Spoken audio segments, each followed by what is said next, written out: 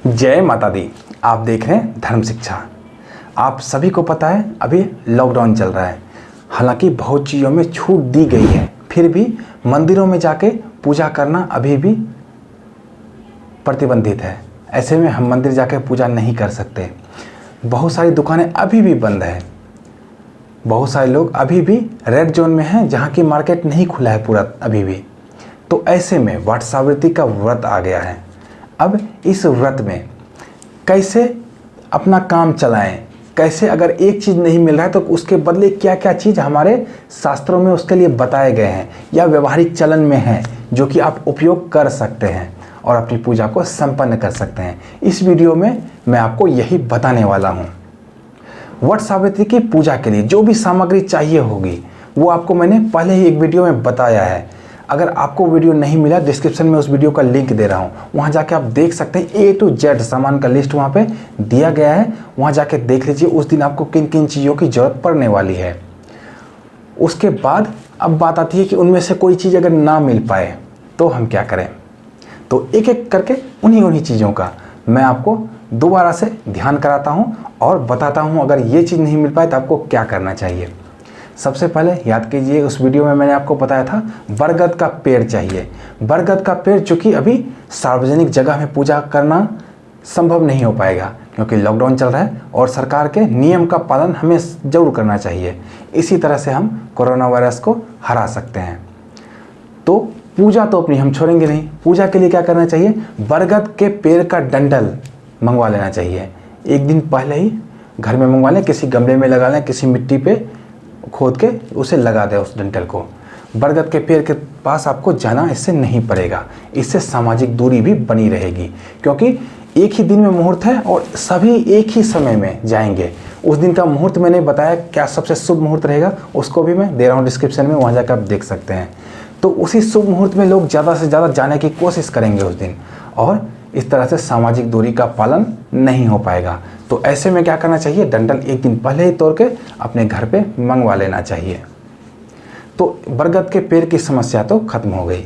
अब दूसरी सबसे बड़ी समस्या है वो बांस के पंखे की समस्या। बांस का पंखा कई जगह नहीं मिल पाएगा, कई लोगों को नहीं मिल पाएगा इस बार, खास करके जो बड़े शहरों में रहते हैं उनके लिए। तो उनको ऐसे में क्या करना चाहिए। मैं YouTube पे कल वीडियो देख रहा था, कुछ वीडियो में लोग बता रहे थे कि वही पुराना जो पिछले साल आपने उपयोग में लाया था उसी को धोकर इस बार भी उपयोग कर लीजिए। ऐसा अगर आपने भी देखा है तो ऐसा बिल्कुल भी नहीं कीजिए।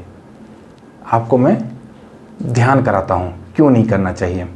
आप एक बात बताइए, किसी भगवान को आपने कोई प्रसाद चढ़ाया, क्या वो प्रसाद आप दोबारा से उस किसी भगवान को चढ़ा सकते हैं? नहीं। प्रसाद चढ़ाया अर्थात उस भगवान का वो जूठा हुआ, आपका ही जूठा। आपको अगर एक साल बाद में दूं आपको कैसा लगेगा? अच्छा नहीं लगेगा। तो जो भी एक बार पूजा में सामग्री उपयोग हो गया वो सामग्री उपयोग नहीं हो सकता, कभी भी नहीं हो सकता, किसी परिस्थिति में नहीं हो सकता। वो जूठन है उसी भगवान का, प्रसाद है वो। तो जो भी पिछले साल का पंखा है वो इस बार आप उपयोग नहीं कर सकते क्योंकि वो एक बार आपने भगवान को चढ़ा दिया है, माँ सावित्री को चढ़ा दिया है वो पंखा आपने। अब उन्हीं को चढ़ाया हुआ पंखा दोबारा से आप नहीं चढ़ा सकते। बांस का पंखा ही इसमें चढ़ता है क्योंकि बांस शुभ होता है। बांस के बदले प्लास्टिक का पंखा नहीं चढ़ाइए अगर आपको मिलता है नया पंखा तो भी। तो अब ऐसे में क्या करें, बांस का पंखा नहीं मिल पाया तो ऐसे में इसके लिए भी एक रास्ता है जो कि बिल्कुल शास्त्र के सम्मत है। बरगद के पेड़ का जो पत्ता होता है उसका उपयोग आप पंखे के बदले करिए।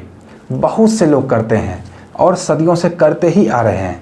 कई गरीब लोग ऐसे हैं जो हर बारी ही नया पंखा नहीं खरीद सकते, कई ऐसे लोग भी हैं। तो वो क्या करते हैं, वो बरगद के पेड़ के पत्ते का इस्तेमाल करते हैं पंखे के रूप में। तो आप भी इस बार बरगद के पेड़ के पत्ते का उपयोग कर लीजिए पंखे के रूप में। पुराना पंखा नहीं चढ़ाना है। तीसरा मैंने वहाँ पे बताया था आपको मिट्टी का दिया। मिट्टी का दिया अगर नहीं मिल पाए तो आपके पूजा स्थल पे कोई ना कोई धातु का दिया जरूर होगा, उसी धातु के दिए से पूजा संपन्न करिए। उसके बाद मैंने आपको बताया था पूजा के लिए लाल वस्त्र और अपने लिए लाल वस्त्र। तो सबसे पहले अगर आप इस बार नए कपड़े नहीं सिलवा पा रहे, होता है सब जगह लॉकडाउन है, अगर सिलवा लिया आपने किसी तरह से तब तो चलिए ठीक है, नहीं सिलवा पा रहे तो क्या करना चाहिए, तो ऐसे कपड़ों का चयन कीजिए जिसको आपने पहले कभी पहना है लेकिन बहुत देर तक नहीं पहना है, उसे पहन के खाना वगैरह नहीं खाया है, उसे पहन के बाथरूम वगैरह नहीं गए थे, ऐसे कपड़े का ध्यान कीजिए। क्या आपके पास कोई ऐसा कपड़ा है तो उस कपड़े को भी आप पहन सकते हैं। अगर चलिए वो भी कपड़ा नहीं है तो लाल रंग का कोई भी वस्त्र जो कि बिल्कुल स्वच्छ हो, ऐसे वस्त्र पे गंगा जल छिड़क लें और उसके बाद उस वस्त्र को धारण करें। उसके बाद मैंने बताया था आपको 16 श्रृंगार की सामग्री जो से कि आपको सजना संवरना है, वो मैं उम्मीद करता हूँ आपके पास पहले से होगा ही। अब माँ सावित्री के लिए लाल वस्त्र भी मैंने बताया था आपको।